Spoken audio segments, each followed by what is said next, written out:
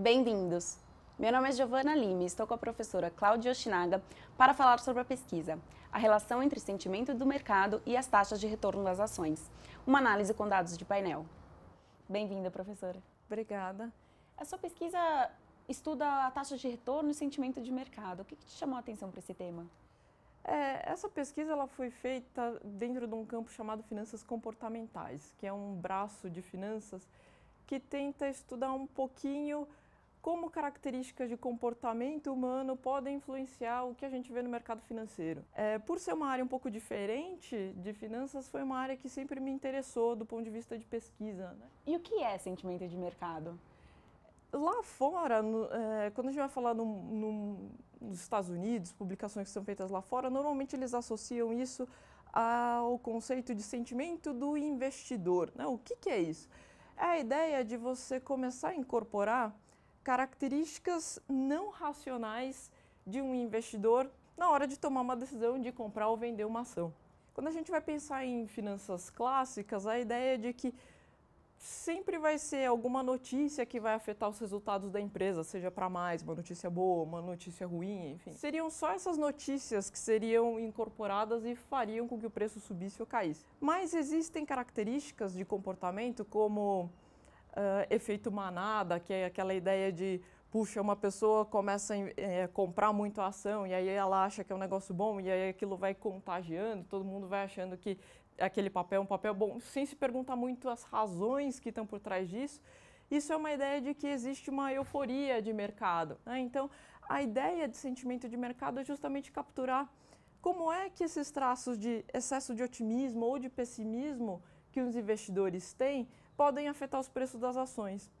E quais foram os resultados que você encontrou?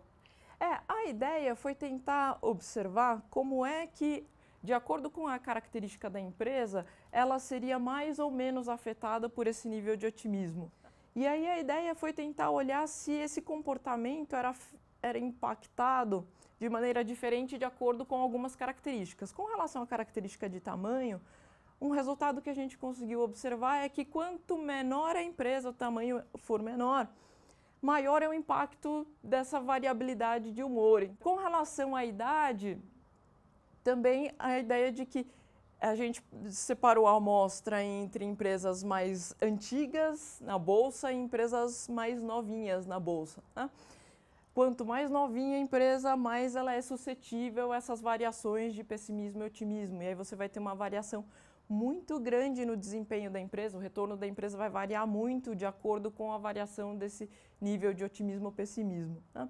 A ideia toda do trabalho foi tentar olhar se existia alguma chance de ter algum padrão de previsibilidade sobre o que é que vai acontecer com o retorno das ações no futuro, considerando variações de percepção de mercado, né? Se o mercado está mais otimista hoje, a ideia é de que é bem provável que vá haver uma reversão, o mercado normalmente as pessoas têm uma característica que é o que a gente chama de excesso de otimismo, que na verdade isso vai acabar impactando numa característica que a gente chama de sobrereação, reações exageradas. Então, quando sai uma notícia muito boa com relação a uma empresa, normalmente as pessoas tendem a ficar, de certa maneira, eufóricos, e aí todo mundo acha que o preço da ação vai subir pra caramba, então todo mundo sai comprando essa ação. O que acontece? Depois de um tempo, as pessoas percebem, puxa, a notícia que foi divulgada é boa, mas talvez não seja um negócio tão maravilhoso assim, o resultado da empresa não vai melhorar de maneira absurda. E aí a gente observa que uns dias depois o preço dessa ação ele cai um pouquinho, ele reverte, né? Assim como as pessoas também têm reações exageradas a notícias ruins. Então, até considerando esse padrão mesmo de excesso de reação das pessoas para o lado bom e para o lado ruim, a ideia é de que esse nível de otimismo e pessimismo também acaba afetando o preço das ações. Muito obrigada, professora. E para saber mais sobre essa pesquisa, acesse o link abaixo. Obrigada!